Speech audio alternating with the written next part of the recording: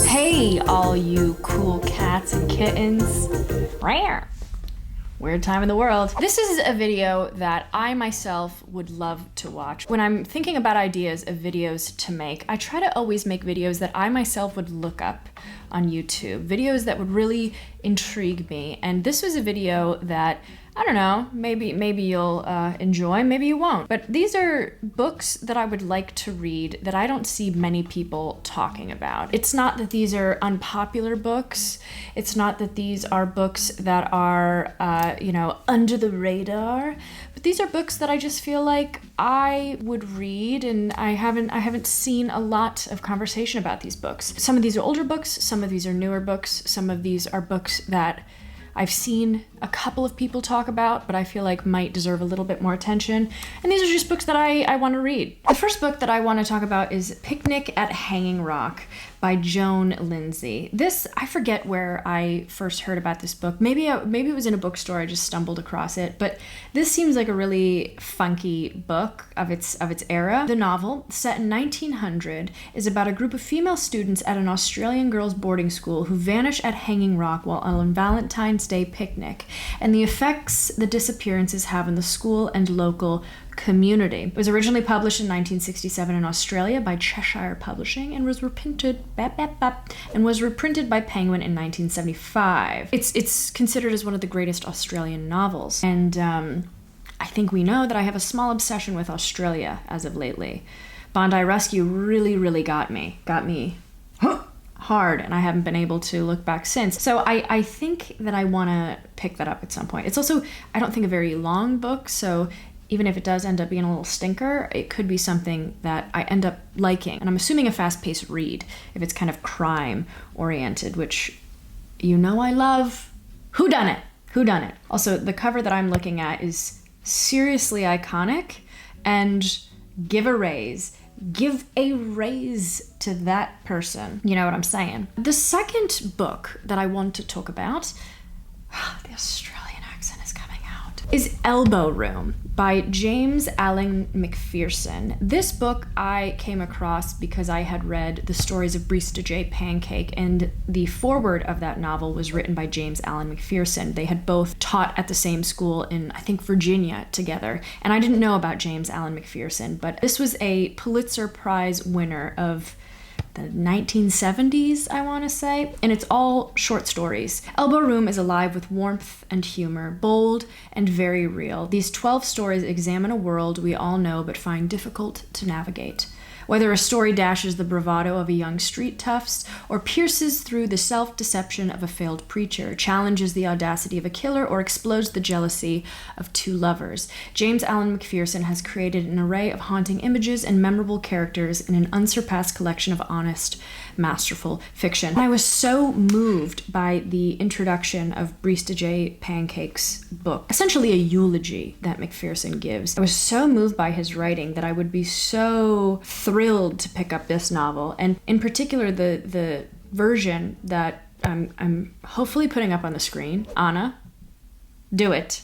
I think it's a beautiful cover, and I'm looking specifically for this one when I'm looking for the book. And I feel like as I'm aging, as I'm maturing as a reader, I'm looking for editions that I really like, especially vintage editions. A lot of the newer editions, the reprinting of a lot of books, I'm not super in love with, and I love those vintage, like bold, kind of bubbly letters. I'm really inspired by that lately. This seems like an amazing read. All right, after that, this is actually a recommendation that has been on my radar for a very long time, and it's by a fellow booktuber, Natabi, and her book. We kind of started booktube at the same time, and she was one of those people who I immediately felt warm by her presence when I watched her. So passionate about novels, and she's South African, and in one of her videos she had mentioned this recommendation, and that is Down 2nd Avenue, Growing Up in a South African Ghetto by Ezekiel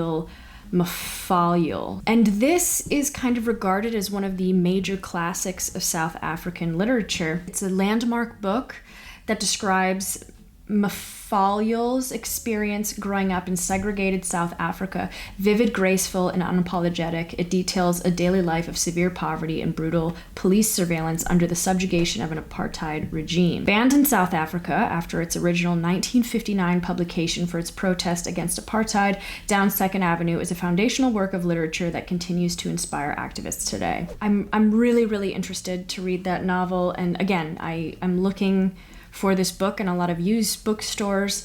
I feel like when it crosses my path, I'll be very, very happy. To stick with the continent of Africa, I have a book, and I guess I'm maybe asking for more recommendations on this subject, if anybody knows. But this is A Long Way Gone, Memoirs of a Boy Soldier. This is an author from Sierra Leone. And the reason that I wanted to read this book was it's actually kind of a long story, but I'll make it short. Oleg and I were about to leave on a road trip, and we got into an Uber, and we were chatting with the gentleman who was driving us, and he was such a affable person, just so kind, so nice. We were just chatting. He mentioned that he was from Sierra Leone. Somehow, I mean, we were only in the car for about 30 minutes, but we were chatting, and he started to tell us his story, and he said that he was a refugee from Sierra Leone, and he had left during the 1990s when the Civil War had broken out. And I realized that this was a subject that I didn't particularly know a lot about, and I wanted to read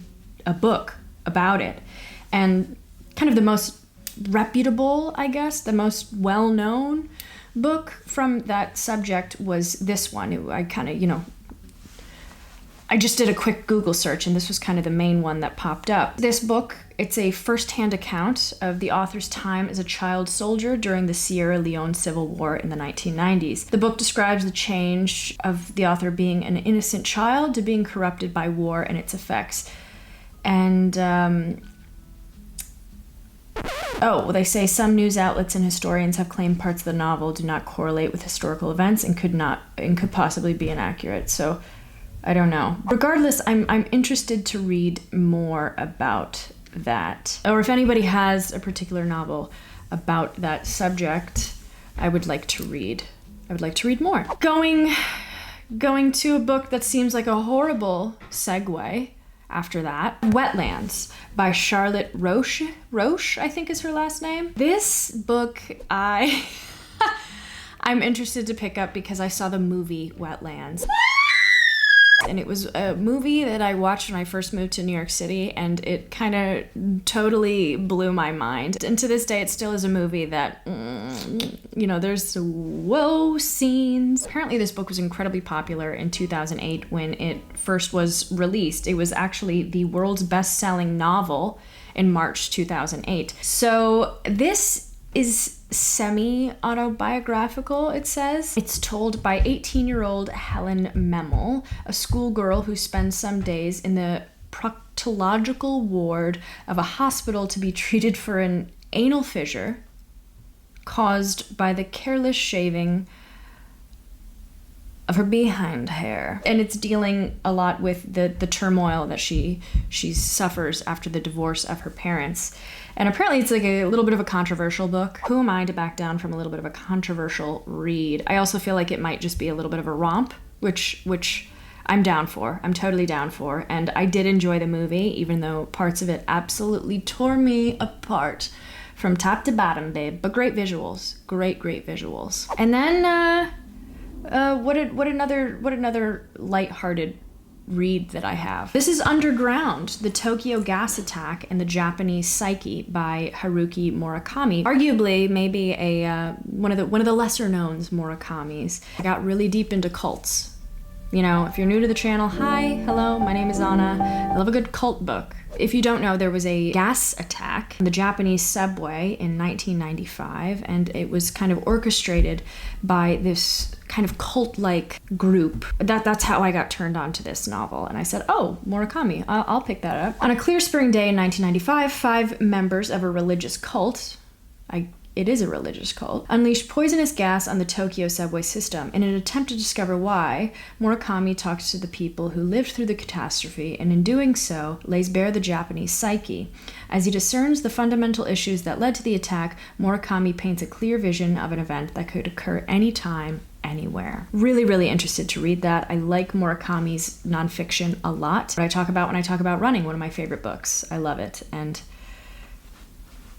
it's very enjoyable for me. Okay, then we have Through the Sad Wood Our Corpses Will Hang. I don't remember when I decided that this would be a book that I would potentially pick up. I must have seen it somewhere. I don't remember. This looks like a very sad book, which seems to be a theme on here. Sometimes I think that's how we mature as a reader the most, is when we read these challenging subjects that hold some sort of intrigue to us. This is about a woman who is born in Iran, and she is accused of killing her mother. She's immediately jailed and sentenced to death by hanging. The narrative jumps back and forth from Shada, who is the main character's childhood, to her current life in one of Iran's most notorious prisons, where she awaits either release or execution.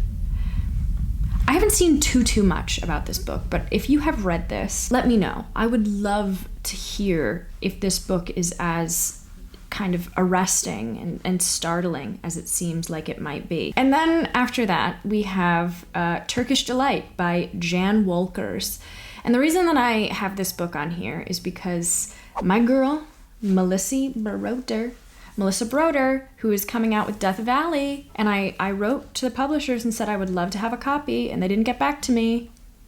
So if anybody is watching my video, I want a copy because she's one of my favorites. But anyway, she said that this was one of her favorite books of all time, and I can totally see that from the description. Turkish Delight opens with a screed, a sculptor in his studio raging against the love he lost and describing in gory detail the state of his life since she left him. Our narrator alternates between the story of his relationship with Olga. Fun fact, that was actually going to be my name if I didn't have Anna. So you're welcome. It's passion and affection, but also its obsessiveness and abuse, and the dark days that followed as he attempts to recapture what they had when they lived together. The two only reunite during Olga's inexplorable and tragic decline into cancer, the chemo having taken her hair and rotted her teeth. She will only eat the soft, sweet Turkish delight that her ex-lover brings to her bedside. Ooh! I think that would be really fun. I think that would be really, really fun. You know? Do you know what I'm saying? I think so. I think absolutely. To kind of piggyback off of Turkish Delight, I have Valley of the Dolls. This is a book that obviously has been known for a very, very long time, but something that maybe has kind of fallen out of the pop culture canon. This is a book that I feel like I would really love. I would really like it. I don't know, I just feel like this would be a me book, you know what I'm saying? At a time when women were destined to become housewives, Jacqueline Susan let us dream. Anne, Neely, and Jennifer became best friends as struggling young women in New York City, trying to make their mark. Eventually, they climbed their way to the top of the entertainment industry, only to find that there's no place left to go but down, into the Valley of the Dolls. My neighbors? Anyway, after that, we have a book that's going to just tickle the fancy of the outdoor people, the outdoor lovers, at least the United States outdoor lovers, because that is Subpar Parks, say that 10 times, America's most extraordinary national parks and their least impressed visitors. And this is all just a look into the American national park system and just gives a little reflection on how beautiful they can be, and then it matches it with people giving 1-star reviews of, you know, the Rocky Mountains or Yosemite. This speaks to me because I love to look at reviews. I love to look at 1-star reviews. I love to see who had a horrible experience. To me, it's just really fun.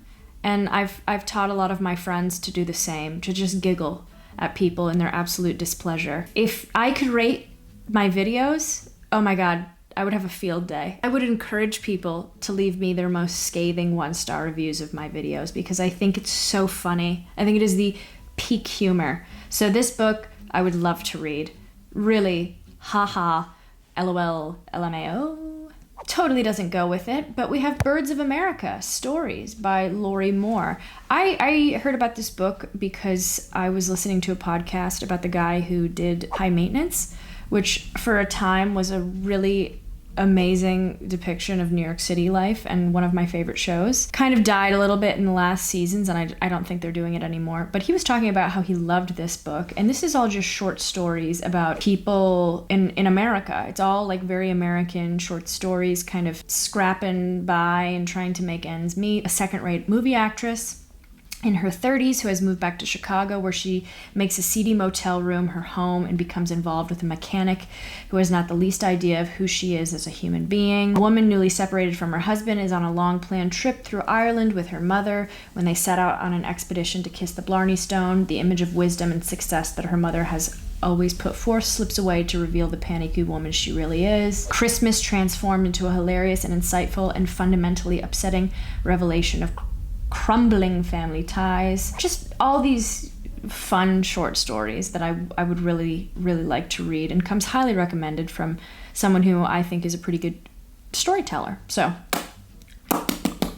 smack those lips, babe. And then we have Nomad Nomad by Jonan Pillay. This is a book that I've wanted to read for quite a while, and every bookstore, and like independent and, you know, widely sourced bookstore hasn't had it, and I don't know where to get it. So, a debut short story collection by the author, and it explores the lives of Mongols and expats looking for a sense of home within the nomadic culture. Based on the author's insights, having grown up in Mongolia, the series of interlinked narratives capture the cultural turmoil Mongolia experienced after the fall of the Soviet Union, painting a vivid picture of Mongol landscapes, Western interactions, and the rise of cultural tensions. I just feel like it's a place that I don't know that much about, and I would like to know more. Seems like something I'd be interested in. And the last book is by an author many know, many detest, many revere, and many just like to say his name because it's a lot of names. That is Brief Interviews with Hideous Men by David Foster Wallace. And this is obviously a very well-known book as well. The reason that this is on here is because Zadie Smith talks about this book so much in Changing My Mind. She just absolutely loves the experience of this book, and she loves David Foster Wallace as well as a writer. And I started to read Infinite Jest and shelved it at 100 pages. I enjoyed my experience with it, and then it got damaged in a flood. This is so bad. Infinite Jest. So, you know, was that fate intervening? Who knows? Who knows? But this, I feel like, might be one of his most penetrable books. It might be a book that I think is the easiest to get into for someone who's, you know, a quasi-average reader such as myself. But I would like to read this. I would. So, yeah. Yeah, girlfriend. That's that. If you've read any of these books and you've made a video about it and you're like, hey, I have talked about this video on the internet, let me know. Tell us about it in the comments. I'm sure people would love to see it. Or if you have a book that you're like, oh my god, literally nobody knows about this book. I feel like this is my caged little book. People need to know about it. People gotta know about it. Drop it in the comms. Drop it in the comms. Fun little vid. Stopping in midweek, saying hi. Hello. You guys are wonderful. You're fabulous. I will see you in the next one. Have an amazing day.